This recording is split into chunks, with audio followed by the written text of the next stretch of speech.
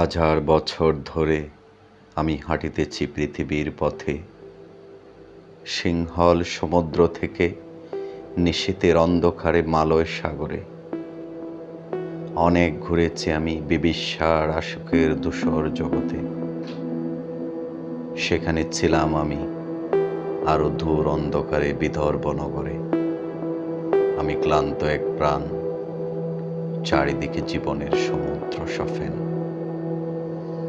আমারই দুদণ্ড শান্তি দিয়েছিল নাটুরের বনলতা সেন। চুল তার কবেকার অন্ধকার বিদিশার দিশা, মুখ তার শ্রাবস্তির কারুকার্য। অতি দূর সমুদ্রের পর হাল ভেঙে যে নাবিক হারায়েছে দিশা।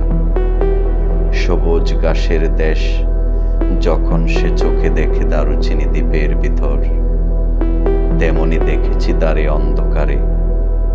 বলেছে সে, এতদিন কোথায় ছিলেন?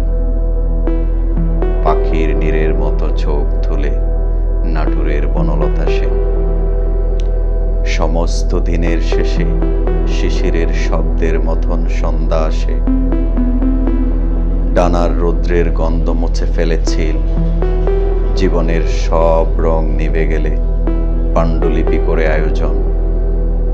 তখন গল্পের ধরে জোনাকির রঙে ঝিলমিল। সব পাখি গড়ে যায়, সব নদী ফোরায়।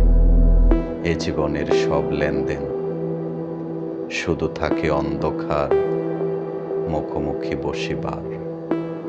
বনলতা সেন।